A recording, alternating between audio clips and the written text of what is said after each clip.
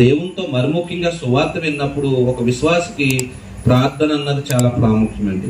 ఏ ముఖ్యమంటే ప్రార్థన. ఒక వ్యక్తి తన మారు మనసు పొందడానికి కానీ, తన విశ్వాసంలో ఎదగడానికి కానీ, తను దేవుని మార్గాల్లో నడుచుకోవడానికి కానీ, అర్థమైందండి, దేవునితో సంబంధం కలిగి పాప క్షమాపణ పొందుకోవడానికి కానీ, అర్థమైందండి, దేవుని దగ్గర క్షమాపణ పొందుకోవడానికి ప్రార్థన ఎంత ముఖ్యమంటే, ఒక వ్యక్తి దేవుని దూరస్థమైన వ్యక్తి దేవునితో సంబంధం కలిగి ఉండాలంటే దేవునితో దేవుని దగ్గర నుంచి క్షమాపణ అతని విశ్వాసం వచ్చిన వ్యక్తి దేవునితో క్షమాపణ ప్రార్థన చాలా ముఖ్యమండి.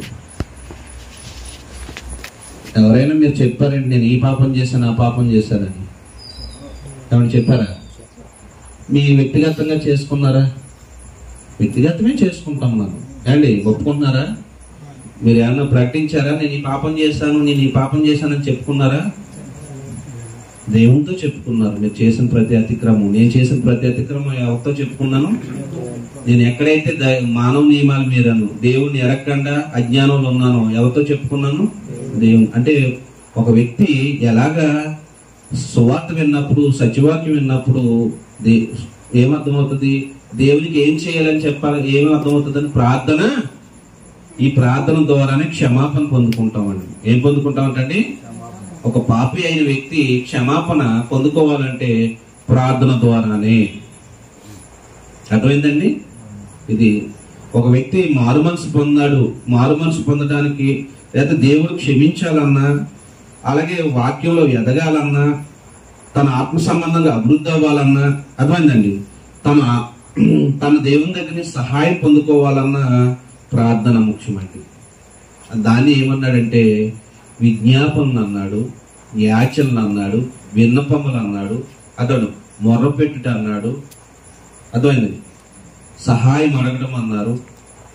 దేవుని దగ్గర నుంచి సహాయం పొందుకునే కార్యక్రమం ప్రార్థన ద్వారా జరుగుతుంది అన్నమాట. ఈ ప్రార్థన మనం చూసినప్పుడు అర్థమవుతుందండి, దేవునికి ప్రార్థన, మనం దేవునికి ఏం చేస్తున్నామంటండి, ప్రార్థన చేయాలి. ఎలా చేయాలని కూడా గ్రంథం తెలియజేస్తుందండి. మనకి గ్రంథం చక్కగా తెలియజేస్తుంది. మనం పాత నిబంధనలు చూసినా కొత్త నిబంధనలు చూసినా ఎవరికి ప్రార్థన చేశారంటే, రాత్రి చెప్పేసాను, మళ్ళీ దాన్ని నేను రిపీట్ చేయను. ప్రార్థన ఎలా చేయాలంటే, ఒకటి నిలబడి చేయొచ్చు, రెండు మోకాళ్ళను కూడా ప్రార్థన చేయొచ్చు, చాలా మంది సాగిల పడి కూడా చేయొచ్చు. తగ్గించుకునే స్థితి అన్నమాట అది. అర్థమైంది? మోకాళ్ళను చేయడం అంటే తగ్గించుకునే స్థితి. దానియేలు ప్రార్థన మోకాళ్ళను చేశాడు. అర్థమైంది? అలాగే అపోస్తలుడైన పౌలు కూడా మోకాళ్ళలోనే ప్రార్థన చేశారు. అవునా కదండి? మోకాళ్ళు అంటే మనం చేస్తున్నాం కదా, మీకు తెలిసిన విషయం. అంటే ఒక వ్యక్తి ప్రార్థన ఎలా చేయాలంటే నిలబడి ప్రార్థన చేస్తారు, మోకాళ్ళలోని ప్రార్థన చేస్తారు, సాగిల పడి కూడా వారు ప్రార్థన చేస్తారు. కాబట్టి ప్రార్థన ఇలాగ ప్రతి వ్యక్తి తన వ్యక్తిగతమైన జీవితంలో ప్రభువైన యేసుక్రీస్తు వారు ఎక్కడికి వెళ్ళి ప్రార్థన చేయమన్నారు? వ్యక్తిగతంగా మీరు గది మూలకెళ్ళి తలుపు వేసుకుని ప్రార్థన చేయండి, ఏకాంతంగా ప్రార్థన చేయండి. ప్రార్థనలో ఏమున్నదంటే విసుగక ఎడతెగ ప్రార్థన చేయమని కూడా చెప్పారు. ప్రార్థనలో ఏముండకూడదంటే ప్రతి వ్యక్తి విసుగకూడదు. ప్రార్థనలో మెలకువగా ప్రార్థన చేయాలి. ఏది పడితే అది ప్రార్థన చేయకూడదు. అదే నోటుకొచ్చినట్టు ఏది చేయకూడదు. ఈ నోటుకొచ్చినట్టు చేసి ఎవరు అందిస్తారంటారండి? మాటలో పరిశుద్ధాత్ముడు అందిస్తారంటారండి. వచ్చేమో నోటుకొచ్చినట్టు పలుకుతారు. అర్థమైందండి? అదేనండి. మరి పరిశుద్ధులు ప్రార్థనలు ఉన్నాయి. ఎక్కడైనా ఎలాగైతే అలా మాట్లాడారండి, ఏది పడితే అది మాట్లాడారా? అపోస్తలుల ప్రార్థనలు ఉన్నాయి. అర్థమైందండి? ప్రభువైన యేసుక్రీస్తు వారు ప్రార్థన చేశారు. చూసారా? 17 అధ్యాయం అద్భుతమైన ప్రార్థన ఉంటుంది. ప్రభువైన యేసుక్రీస్తు వారు 15 అధ్యాయం అంతా ప్రార్థనేనండి. 17 యోహాను సువార్త చదవండి, ఎలా ప్రార్థన చేశారు వ్యక్తిగతంగా. ఇప్పుడు కాదండి, తర్వాత చదవండి, మొత్తం చదివేస్తారేంటి. అర్థమైంది? ఆయనే చెప్పారు విసుగక ప్రార్థన చేయండి. అర్థమైంది? ఏం చేయమన్నారు? మెలకుగా ఉండి ప్రార్థన చేయమని చెప్పారు అండి. నిలకడగా ఉండి ప్రార్థన చేయాలి. ఎలాగ ఉండాలండి? మెలకువ, నిలకడ, విసుగక, ఎడతెగక ప్రార్థన చేయాలి. ప్రార్థనలు ఏముండాలండి? ఎడతెగక. అంటే ప్రతి సమయం అందు నువ్వు ప్రార్థన చేసుకోవచ్చు. అంటే ప్రార్థన సమయం ఉందా?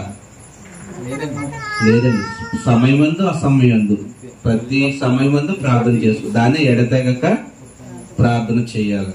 ఈ ప్రార్థనలో ఏముంటాయంటే ఏమండి, దేవునికి మనం సమాధాన పడడానికి, పాపక్షమాపణ పొందుకునే ప్రార్థనలు ఏంటంటే దేవునితో సమాధాన పడడానికి, పాపక్షమాపణ పొందుకోవడానికి, దేవునితో సమాధానం అంటే సమ్మతపరచుకోవడానికి, రెండు అదే అండి సహాయం పొందుకోవడానికి. ఒకటుంటే ఎత్తును అన్ని చక్కగా రాత్రును అండి. ప్రార్థనలో ఏం చేస్తాం మనం? క్షమాపణ పొందుకోవడానికి, సమాధానం పడడానికి, సహాయం పొందుకోవడానికి. అవునే కదండి? చేస్తామా చేయమండి? అంటే సహోదరుల నిమిత్తం ప్రార్థన చేస్తాం, ఇతరుల కోసం, శ్రమలో ఉన్న వారి కోసం, లేకపోతే శ్రమలో ఉన్న మనం శ్రమ అనిపిస్తే మన కోసం చేసుకుంటాం. అవునే కదండి? అంటే శ్రమ లేదు ఎవరికని? ఎప్పుడు బాధ లేకుండా ఉన్నారా? కాబట్టి శ్రమ కోసం ప్రార్థన చేసుకుంటా ఉన్నారు. అవునా కదండి? ఎందుకు? దేవునితో సంబంధం. ప్రతి వ్యక్తి దేవునితో, యేసుప్రభువు వారు 17వ అధ్యాయం అందరి కోసం చేశాడండి. అపోస్తుల కోసం చేశారు లేదండి? కానీ ఏమండి, ఆయన శిలువ మరణానికి ముందర ప్రార్థన చేశారు వ్యక్తిగతంగా. నా దేవా నా దేవా అన్నారు లేదండి? వ్యక్తిగతంగా చేసుకున్నారా లేదా? వ్యక్తిగతంగా ప్రార్థన చేసుకున్నారు తన శ్రమలో ఉన్నప్పుడు. అవునా? శిలువ మరణం అంటే మాటలా ఏమండి? అలాగే 17వ అధ్యాయంలో చూస్తే అందరి కోసం ప్రార్థన చేశారు. ఇదిగో నాయన పని కోసం నువ్వు నాకు పని అప్పు చెప్పు, నీకు పని చేశాను నాయన. ఇదిగో నీ వారిని నువ్వు వాళ్ళు నేను కాపాడాను నాయన. ఇదిగో వాళ్ళు నువ్వు కాపాడినైనా నీ వాక్యం ద్వారా. ఇలాగ చేశారు. ఆ ప్రార్థన మీరు చూస్తే మీరు చదువుతారు. అంటే ఇలాగ ప్రతి విషయంలోనూ ప్రతి సమయం అర్థమైందండి. ప్రార్థన చాలా ముఖ్యం. అంటే ప్రార్థన ఎన్ని విషయంలో చేస్తున్నామంటే, ప్రార్థనలో విజ్ఞాపనలు ఉంటాయి, యాచనలు ఉంటాయి, ఏమండి ఇంకేముంటాయి? విన్నపాలు ఉంటాయి,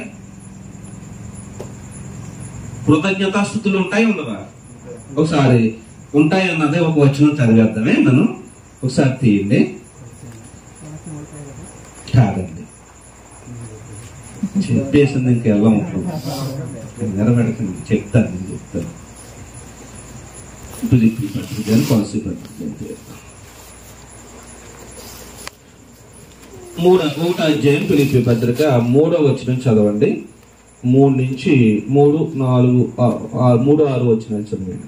మొదటి దినం నుండి ఇదివరకు సువార్త విషయంలో మీరు నాతో పాలువారి చూసి మీలో ఈ సత్క్రియను ఆరంభించిన వాడు యేసుక్రీస్తు దినము వరకు దాన్ని కొనసాగించునని రూఢిగా నమ్ముచున్నాను. కనుక మీ అందరి నిమిత్తము నేను చేయు ప్రతి ప్రార్థనలో ఎల్లప్పుడూ సంతోషముతో ప్రార్థన చేయొచ్చు. నేను మిమ్మల్ని జ్ఞాపకం చేసుకున్నప్పుడు ఎల్లను నా దేవునికి కృతజ్ఞత. ప్రార్థనలో ఏముంటాయంటండి?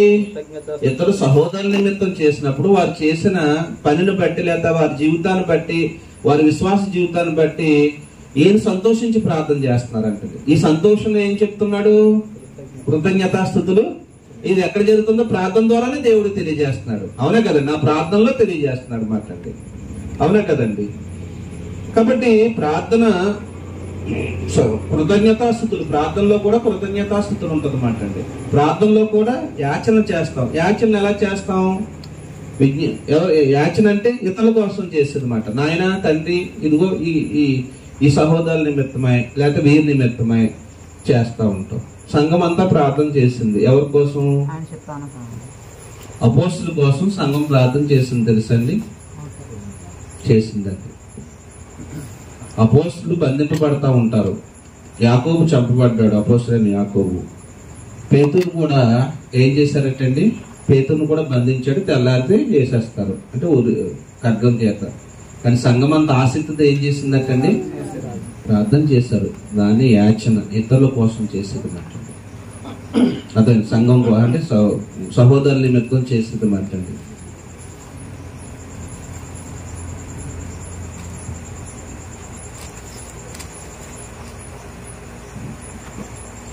అలాగే ప్రార్థనలో అంటే దేవునితో సంబంధం కలిగి సమాధాన పడి మన వ్యక్తిగతమైన జీవితం అభివృద్ధి అవ్వాలంటే ప్రార్థన చాలా ప్రాముఖ్యం ప్రతి వ్యక్తికి. ప్రార్థన లేకపోతే మన విశ్వాసంలో బలహీనం అయిపోతామండి. అర్థమైందమ్మా? మీరు నిర్లక్ష్యం చేయండి. మీరు ఉదయకాలంలో ప్రార్థన అంటే ఏంటి? నాయన తండ్రి అని స్తోత్రం నాయన అనుకోవడం కాదు. అర్థమైందండి? మీరు ఎవరికి ఎందుకు చేస్తున్నారో ఉదయకాలంలో మీరు కృతజ్ఞతాస్తుతులు చెల్లించుకుని మీ దిన ప్రారంభం అయినప్పుడు అది మీరు ఎప్పుడు ఉదయకాలంలో మీరు ఎన్ని గంటలకు లేచినా ప్రార్థన చేసుకోవడం వల్ల మీ ఆత్మ సంబంధమైన జీవితానికి దేవుని సహాయం ఉంటది. మీ జీవిత విషయాల్లో సహాయం ఉంటుంది. అలాగే మీ ఆత్మ సంబంధమైన జీవితం కూడా ఏమవుతుంది, ఎదుగుతూ ఉంటది. అలాగే ప్రార్థనలో అపవాదిని ఎదిరించడానికి ప్రార్థన చాలా ముఖ్యమండి. ప్రభువైన యేసుక్రీస్తు వారు ప్రతిసారి ఎందుకు ప్రార్థన, సాయంకాలం ఎందుకు ప్రార్థన వెళ్ళి ఏకాంతంగా చేసుకునేవారు. అలాగే ప్రార్థనలు ఎందుకు ఆయన ప్రార్థన చేశారంటే అపవాది యొక్క తంత్రాలని ఎదిరించగలగడానికి, మనం ఆత్మ సంబంధంగా ఎదగడానికి ప్రార్థన చాలా ముఖ్యం. చూద్దాం ఒకసారి ఎఫెసీ పత్రిక. నువ్వు ఆత్మీయంగా ఎదగాలంటే, అపవాది తంత్రాలని నువ్వు ఎదిరించాలంటే నీ ఆత్మ సంబంధమైన జీవితంలో దేవునికి ప్రార్థన ఎంతో ప్రాముఖ్యం. మాట్లాడండి 3వ అధ్యాయం 12-13 వచనాలు, 14 వచనం క్షమించండి, 14 నుంచి. ఏ హేతు చేత పరలోకమందును భూమి మీదను ప్రతి కుటుంబము ఏ తండ్రిని బట్టి కుటుంబం అని పిలువబడుతున్నదో ఆ తండ్రి ఎదుట ఎలాగంటండి, చూసారా, మోకాల్లోని ప్రార్థన ఎలా చేస్తున్నారు, మోకాల్లోని. మీరు అంతరంగ పురుషుని యందు శక్తి కలిగి. ఎందుకంటే ప్రార్థన అంతరంగ పురుషుడు అంటే ఆత్మ బలపరచబడ్డానికి, నీ ఆత్మీయంగా నువ్వు ఎదుగుదలకు, ఆత్మ నువ్వు ధైర్యంగా జీవించడానికి అంతరంగ పురుషుని యందు శక్తి కలిగి ఆత్మ వలన ఎందుకంటే బలపరచబడ్డానికైనా ప్రార్థన, మనం శక్తి కలిగి బలపరచబడ్డానికి. క్రీస్తు నీ హృదయంలో అంటే ఇప్పుడు ప్రార్థన చేయడం వల్ల యేసు ప్రభు ఎక్కడ ఉంటాడండి, మన హృదయంలో రాజుగా, అంటే ఏలుబడి చేసే రాజుగా ప్రతిష్ఠించుకుంటాం అన్నమాట. విశ్వాసం ద్వారా చూసారా, యేసు ప్రభు ఇప్పుడు మనం యేసుక్రీస్తునందు విశ్వాసం ద్వారానేనండి మనల్ని నివసించేది. విశ్వాసం ద్వారా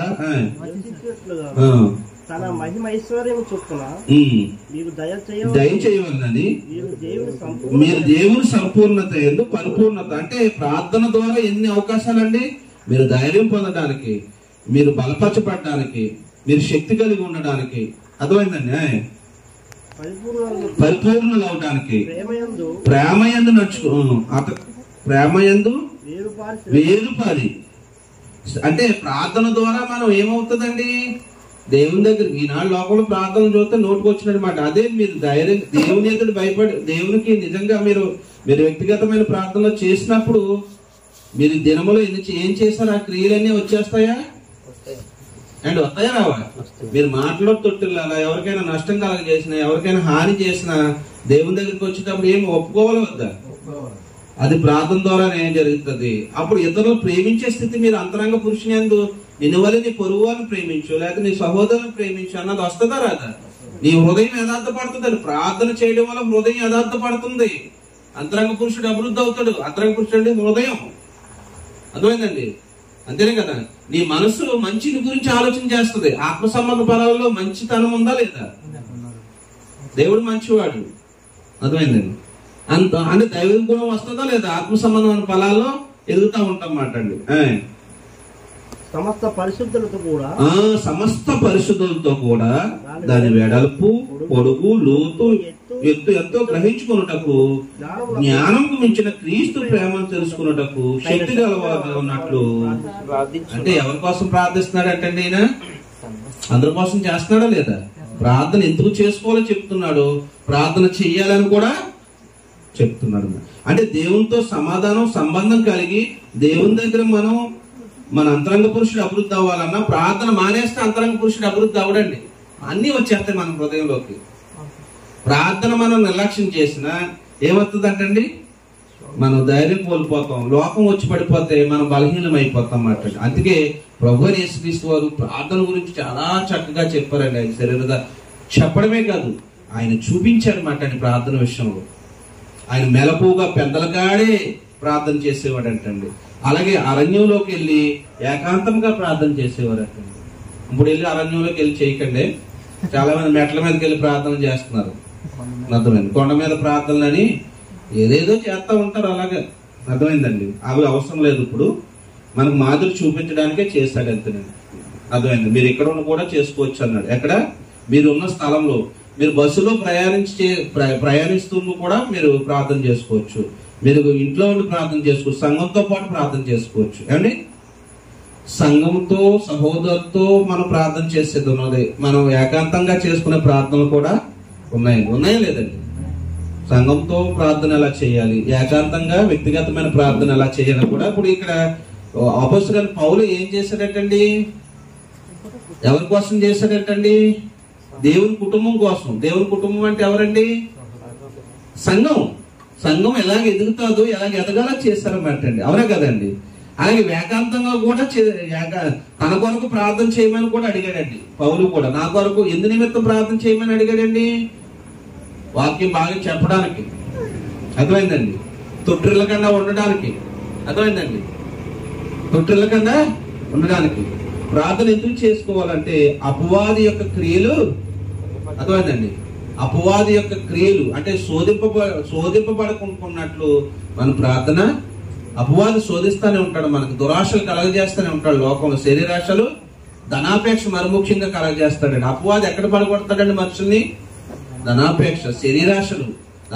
శరీరాశలో ధనాపేక్ష ఉంటుంది కదా, అక్కడ పడగొడతా ఉంటాడండి. ఎందుకంటే ధనాన్ని చూపిస్తాడు ఎక్కువ. అది జాగ్రత్తగా ఉండాలి ప్రతి వ్యక్తి. కాబట్టి ధనం అవసరమే, ఎందుకు ఎంతవరకు అవసరమో అంతవరకే ఉండాలి. అర్థమైందండి. ఇంకా చూద్దామండి ఒకసారి ఫిలిప్పీ పత్రిక 1వ అధ్యాయం 9వ వచనం చూడండి. మీరు శ్రేష్టమైన కార్యములను ఎందుకోసం ప్రార్థన చేయాలో చూడండి. ఈయనంతా సంఘం కోసం చేస్తున్నాడండి. ఎలా ఉండాలంటే మీ ప్రేమ నష్టం కలగజేయకుండా ఉండాలన్నమాట అండి. జ్ఞానం కలిగి ఉండాలి, తెలుగుతో ఉండాలి.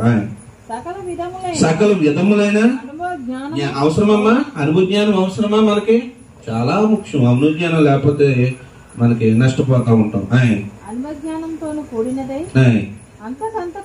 అభివృద్ధి పొందవలనయు ఇందువలన దేవునికి మహిమయు స్తోత్రములు కలుగునట్లు మీరు యేసుక్రీస్తు వలన నీతి ఫలముతో నిండుకున్న వారై క్రీస్తు దినమున నిష్కపటలను నిర్దోషులను కావాలని ప్రార్థిస్తున్నాను.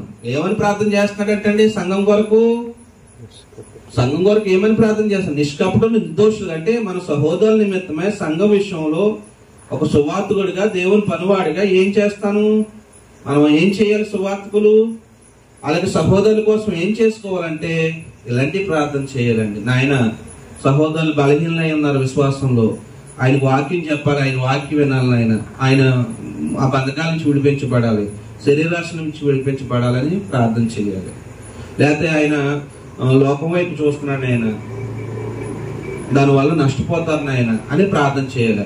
తెలివి, జ్ఞానం అభివృద్ధి కోసం అంటే ఏ లోక జ్ఞానం కాదండి. లోక జ్ఞానం మనం చాలా సంపాదించేసుకున్నాం ఇది వరకు, దాన్ని చంపుకోలేకపోతున్నామేమో చూసుకోవాలి. మనం అందరం, నేను మీరందరం కూడా లోక జ్ఞానాన్ని ఎక్కడ ఉపయోగించుకోకూడదు అండి. లోక జ్ఞానం అన్నది మనుషులను సంతోషపెట్టి మనుషులను ఎదుట కనపరిచే కార్యక్రమాలు అన్నది. అదే మనుషులకు అనుకూలంగా చేసే కార్యక్రమాలే లోక జ్ఞానం. అర్థమైందండి? ఎందుకంటే ఒకటే మీకు నేను చెప్తున్నాను, మీరు దేవుని ఎదుట యథార్థంగా బ్రతికితే మనుషులు ఎదుట యథార్థంగా బ్రతుకుతారు. అర్థమైందండి?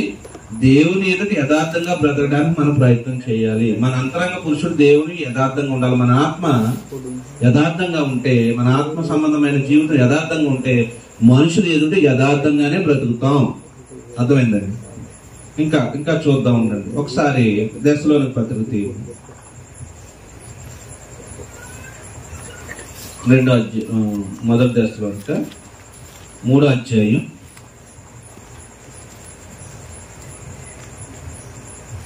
12వ వచనం. ఎంత అయింది ముగించేసుకుందాం బ్రదర్. 10 నిమిషాలు ముగించేస్తాం. 3:12 చదవనమ్మా. మరియు మన ప్రభువైన యేసు మన పరిశుద్ధులందరితో వచ్చినప్పుడు మన తండ్రి అయిన దేవుని ఎదుట మీ హృదయములను పరిశుద్ధత విషయమై అనిన్యముగాను మేము మీ ఎడల ఎలాగూ ప్రేమలో అభివృద్ధి పొంది వర్ధిల్లుచున్నాము, అలాగే మీరును ఒకని ఎడల ఒకడును మనుషులందరి ఎడలు ప్రేమలో అభివృద్ధి పొంది వర్ధిల్లినట్లు ప్రభు దయచేయును గాక. అంటే ఇక్కడ ఒకరికొకరు సహోదరుల పట్ల ఎలాగా ఆలోచన చేయాలో చెప్తున్నాడు అన్నమాట అండి. ఒకరి పట్ల ఒకరు ఎలాగ ఉండాలండి? అన్యంగా జీవించే విషయంలో, అర్థమైందండి, అన్యంగా హృదయం పరిశుద్ధత విషయంలో ఒకరికొకరు పరిశుద్ధులుగా ఉండాలి కదా. మనం పరిశుద్ధమైన జీవితం విషయంలో ఒకరి పట్ల ఒకరు జాగ్రత్తగా ఉండాలి అని కొలసీ పత్రిక 3:4 చదవండి. 3:4 కొలసీ పత్రిక 4 క్షమించండి 4:2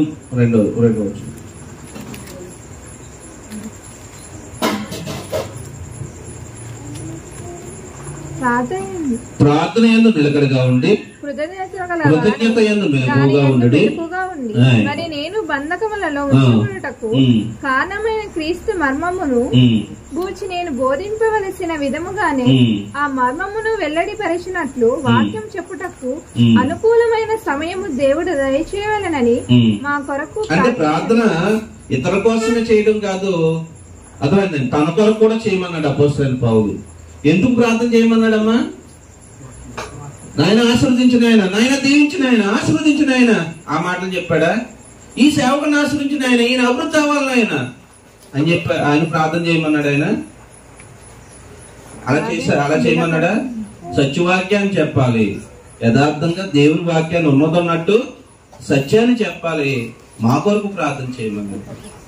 ప్రార్థనలో అమ్మా, వ్యక్తిగతమైన ప్రార్థనలో నాయన తండ్రి ఏం అడగాలంటమ్మా? మనం ప్రార్థన అంటే అడగడం, విన్నపాలు చేసుకోవటం, మొరపెట్టడం, చెప్పాను కదా ఇందాకండి, బ్రతిమలాడుకోవడం, అర్థమైందమ్మా, క్షమాపణ పొందుటకు. ఇంకా చూద్దాం ఒకసారి వ్యక్తిగతమైన ప్రార్థన కూడా చూద్దామండి. యాకోబు పత్రిక ఏంటి?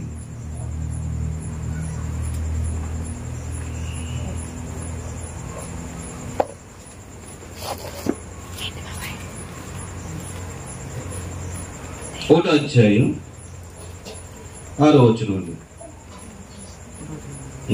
అయితే అతడు 5 చదవండి. మీలో ఎవరికైనాను జ్ఞానము కొదువుగా ఉన్న ఎడల అతడు దేవుని అడగవడెను, అప్పుడు అతడు అతనికి అనుగ్రహించును.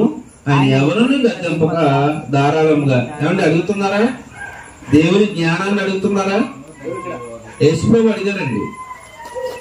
ఏమండి ఇంకొక ఆయన సొలొమోను కూడా అడిగాడు, నీ జ్ఞానం ఉన్న ఆయన, నువ్వు జ్ఞానం ఇస్తే నేను పరిపాలన చేస్తానని. ఏమండి అంటే దేవుని దగ్గర నుంచి సహాయం పొందుకోవాలంటే జ్ఞానం ఎవరు ఇవ్వాలండి? అందుకు అడగాలి. ప్రతి వ్యక్తి వ్యక్తిగతంగా నాయన నీ జ్ఞానం దయచేయని ఆయన, నీ మార్గాలు నడుచుకోవాలని అని అడగాల, నీ చిత్తాల ప్రకారం నడుచుకోవాలని. అలాగే జ్ఞానం కోసం అడగాలి, అర్థమైందండి. ఇంకేం అడగాలి? ఒకవేళ వ్యక్తి ఎవరైనా శ్రమలో ఉన్నాడు అనుకోండి, శ్రమలో ఉన్నాడు అనుకోండి, 5వ అధ్యాయం తీయండి. అంటే వ్యక్తిగతమైన ప్రార్థనలో 13వ వచనం.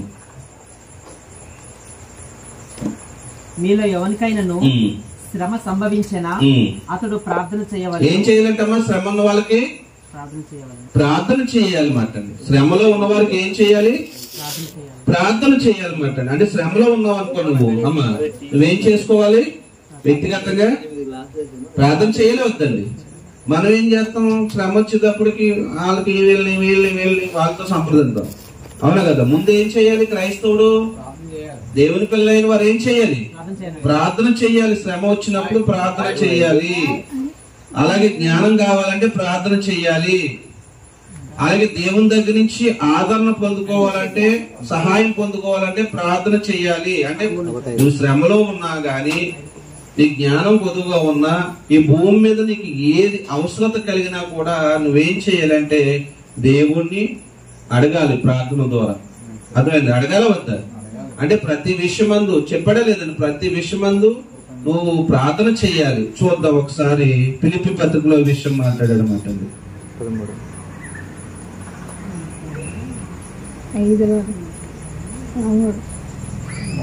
10 నిమిషాలు అయిపోతే ముగించేస్తాం. 4వ అధ్యాయం అండి, 5వ వచనం అండి. మీ సహనమును సకల జనులకు తెలియజేయనివాడు ప్రభు సమీపం ఉన్నాడు, దేని గురించి చింతపడుతుడు కానీ ప్రతి విషయంలోను. అమ్మా ప్రార్థన ఎలా చేయాలంటండి? చాలా మంది శ్రమ వస్తేనే ప్రార్థన చేస్తారు, బాధ లేకపోతే ప్రార్థన లేదండి. కొంచెం ఏదైనా తండ్రి అంతే. ప్రార్థన నిజంగా నేను చూస్తానే ఉన్నాను, అది నా భార్య అయినా నేనైనా సరిగ్గా ప్రార్థన చేయకపోతే ఆత్మీయంగా ఎదగలేమండి. ఎదుగుతామా? మనం ఎవరూ ఎదగలేమండి. ప్రార్థన చాలా ప్రాముఖ్యమండి. దేవునితో సమాధాన పడి దేవునితో పాపక్షమాపణ పొందుకోవడానికి, దేవుని దగ్గర సహాయం పొందుకోవడానికి, అర్థమైంది, దేవుని చేత దేవునితో సంబంధం కలిగి ఉండడానికి ప్రార్థన చాలా ప్రాముఖ్యమండి. యేసుప్రభువు ఎందుకు ప్రార్థన చేశారండి? దేవునితో సంబంధం తెగిపోకుండా ఉండడానికి ప్రార్థన చేశారండి. అవునే కదండి? ప్రార్థన అన్నది చాలా ప్రాముఖ్యమండి మనకి. మనం ప్రార్థన కానీ నిర్లక్ష్యం చేస్తామంటే మన విశ్వాస జీవితం ఏమైపోతుందంటే మనం దిగజారిపోతుంది. ఒక విధంగా చెప్పాలంటే దిగజారిపోతుంది ప్రార్థన చేయకపోతే. ఎందుకంటే ఎదగలేమండి, ఆత్మీయంగా ఎదగలేము. మన అంతరంగ పురుషుడు ఎదగడు, మనలో యథార్థత రాదని ప్రార్థన చేయకపోతే. అర్థమైందండి? కాబట్టి చదువుతాం. ప్రతి విషయమందు దేని గురించి చింతపడు, ప్రతి విషయంలోనూ ప్రార్థనా విజ్ఞాపనలు చేయాలా వద్దామా అంటే దీనికే చేయాలన్నాడా? మీరు శ్రమలో చేయాలి, మీకు జ్ఞానం కొద్దిగా చేయాలి, మీకు ఇంకేం చేయాలి, మీకు అనారోగ్య పరిస్థితులు వస్తే కూడా ప్రార్థన చేయమన్నాడా లేదండి? అర్థమైంది? అనారోగ్య పరిస్థితులు ఉన్నా ఒకరికొకరు చూడండి, యాకోబు పత్రికలో అంటాడు మీరు ఒకరికొకరు ప్రార్థన చేసుకోమన్నాడు. ఏమన్నా అనారోగ్య పరిస్థితులు ఉన్న వారికి ప్రార్థన చెయ్యాలా వద్దా? మనం ఖచ్చితంగా నా ఇంట్లో గాని మీ ఇంట్లో గాని సహోదరులు గాని ఎవరైనా అనారోగ్య పరిస్థితుల్లో రోగి అయి ఉంటే అతని కొరకు ప్రార్థన చెయ్యాలి మనం. నేనంటలేదు, వాక్యం చెప్తుంది. యాకోబు పత్రిక ఖచ్చితంగా మీ ప్రార్థనలో ఎవరైనా రోగులు ఉంటే మా కొరకు ప్రార్థన చేయండి ఆయన అంటే ప్రార్థన చెయ్యాలా. 5వ అధ్యాయం 16వ వచనం. ఒప్పుకొని మీరు స్వస్థత పొందినట్లు. అంటే ప్రార్థన చేస్తే ఏమొస్తుందండి? ఒకరికొకరు ప్రార్థన చేసుకుంటే దేవుడు కనికరిస్తాడు. అర్థమైందండి? రోగులైన వారు, సహోదరులైన వారు ఎవరైనా బలహీనులుగా రోగులుగా ఉంటే వారి కోసం ప్రార్థన చేయలే వద్దా? ఖచ్చితంగా మీ ప్రార్థనలో జ్ఞాపకం చేసుకోండి. ఏమండి? చెప్పాం కదా ప్రార్థనలో ఏమున్నది, మనం చెప్పాం కదా ప్రార్థనలో శక్తి ఉన్నది. ప్రార్థనలో శక్తి ఉన్నది. ఒక మానవుడి ప్రార్థన దేవుడు ఆలకిస్తాడా? దేవుని సముఖానికి ధూపం వలె వెళ్తుంది అన్నాడు మాట. ఎలాగెళ్తుందటండి ప్రార్థన? ఎలాగుండాలి? మనకి పాత నిబంధనలో చూస్తే అటువంటి దీపవృక్షం కాదండి, దీపస్తంభం దగ్గర అద్భుతమైన పరిమళ ద్రవ్యం అంటే ఏంటి? సెంట్ అనొచ్చు మనం ఒక విధంగా. ఇలా సెంట్ గురించి, సెంట్ ఇష్టపడతారు కదా, అంటే సెంట్ అంటే అనేకమైన అనేక రకాలుగా ఉంటది, పరిమళాలు ఇస్తుంది. అలాగే దాన్ని ఏమన్నా దీపస్తంభం మీద ధూపం వేసేవారు అంటండి ఇశ్రాయేలీలు. అతి పరిశుద్ధ స్థలంలో వెళ్ళడానికి ధూపం వేసేవారు అంటండి. అది ఎంతో పరిమళం ఇచ్చారు. అలాగే మన ప్రార్థన కూడా దేవునికి ఇష్టంగా అనుకూలంగా ఉండాలా వద్దా? అర్థమైతే మన ప్రార్థన ఎలాగ ఉండాలంటండి? దేవుడికి ఇష్టంగా అనుకూలంగా ఉండి ప్రార్థన చేయాలన్నమాట. ఆయన చిత్తానుసారంగా మనం అడగాలి. ఎలాగ అడగాలంటండి? ఆయన చిత్తానుసారంగా అడిగితే ఖచ్చితంగా ఏమండి తన పట్ల విజేత నడుచుకున్న పట్ల గణపరిచేది ఎవరంటండి? మనల్ని దేవుడే గణపరి. అంటే అబ్రహాం ఎవరి చేత గణపరచబడ్డారండి? ఏమండి? దావీదు ఎవరి చేత గణపరచబడ్డారు చెప్పుకుంటున్నాం. అది జీవితాన్ని బట్టే కదా, వారితో దేవుడితో సంబంధం కలిగి ఉండడాన్ని బట్టే కదా, దేవునికి విధేయత కలిగిన దాన్ని బట్టి కదా ఎవరి మార్గాలను అనుసరించారండి? వాళ్ళ జీవితాల్లో ఒకప్పుడు లోక సంబంధమైన జీవితం చూసినప్పుడు నష్టపోయారా లేదా? అదే అంటే దేవునితో పొందు ఎంత ధన్యకరమో.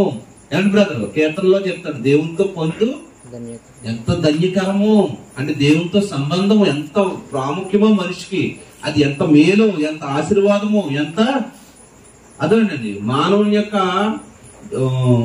అభివృద్ధి చెందడానికి, అదే తన ఆత్మ సంబంధంగా అభివృద్ధి చెందడానికి, భౌతిక జీవన విషయంలో కూడా దేవుని సహాయం పొందుకోవడానికి. ఏమండి మనకు గర్భఫలం కోసం ఒక సహోదరి ప్రార్థన చేసింది, అన్న స్త్రీ చేసిందా లేదా? ప్రార్థన ద్వారానే పొందుకుందా లేదా? ఎబ్బేజ్ అన్న ఒక వ్యక్తి ఉన్నాడండి, అర్థమైందండి. ఆ తల్లి ఎలా కన్నదంటే కష్టాల్లో కన్నదంటండి, శ్రమలో వీళ్ళు బానిసలకు వెళ్ళిపోయారండి ఇశ్రాయేలు, ఆ కష్టాల్లో కన్నదంటండి. కానీ ప్రార్థన చేశాడు, నాయన నీ కనికరం దయచేయి నాయన, నా సరిహద్దులు విశాలపరచు నాయన అన్నాడు. ఆ ప్రార్థన దేవునికి అనుకూలంగా ఉంది, ఆశీర్వదించాడు అన్నమాట.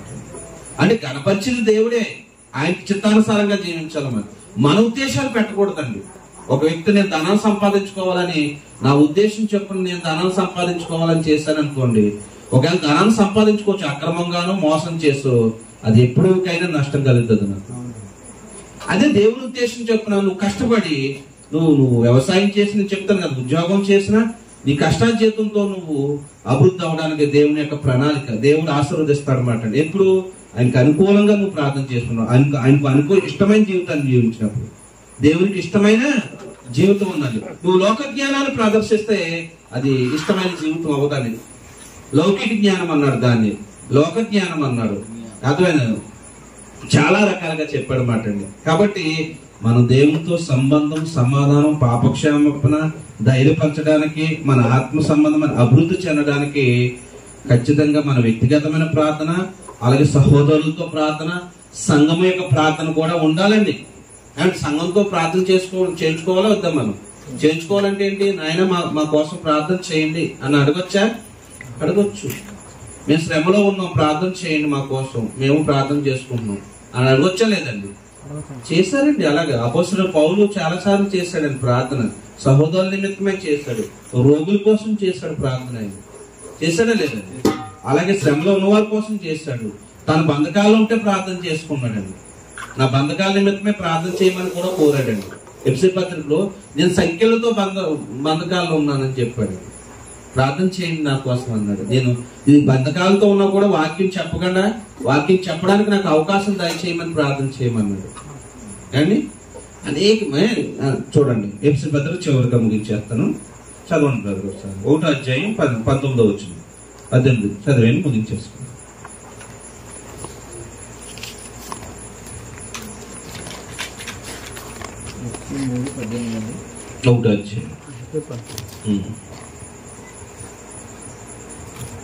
ఒకటి 17 నుంచి చదవండి.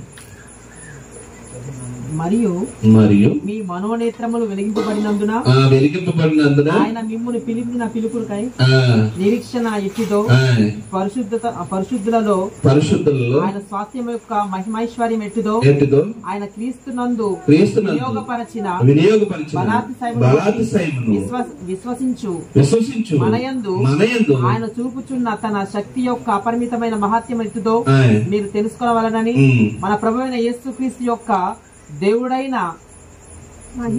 మహిమైశ్వర్యమేగో తండ్రి తన్ను తెలుసుకున్నట్టు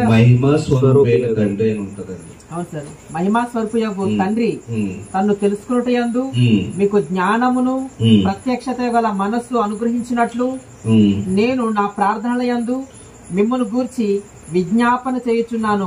ఎలా చేస్తున్నాం మనం?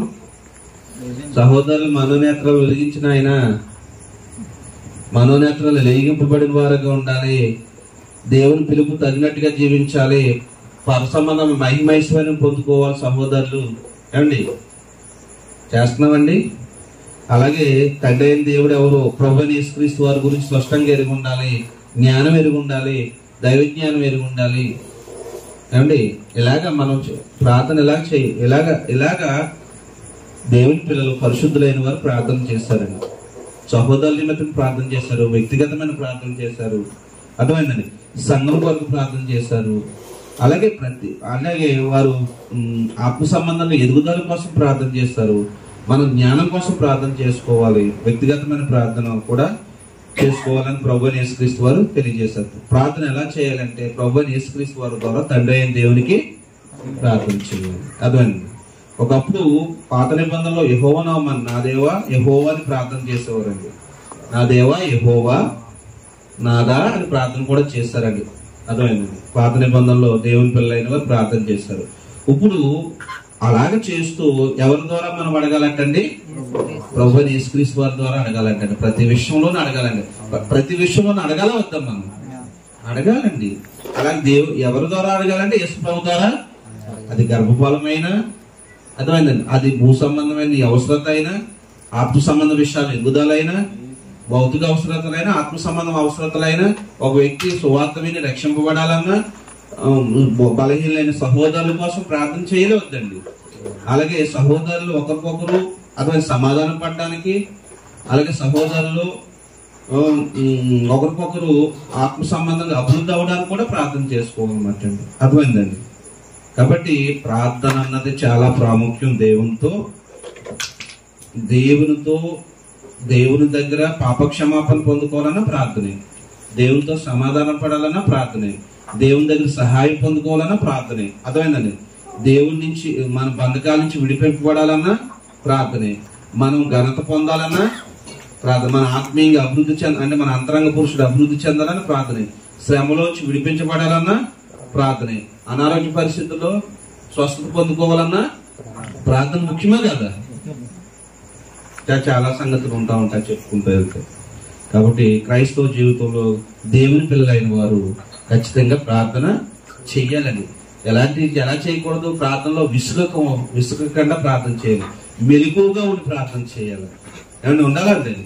విసుగగా, మెలకువగా, నిలకడగా, అదండి, ఎడతెగక ప్రార్థన చేసుకుంటూ ఉంటే వారు దేవుని పిల్లలుగా దేవుని దగ్గర నుంచి సహాయం పొందుకుంటూ వారికి ప్రయోజనకరం, సహోదరులకు ప్రయోజనకరం, లోకానికి కూడా ప్రయోజనకరంగా దేవుని పిల్లలుగా వారు అభివృద్ధి చెందుతారని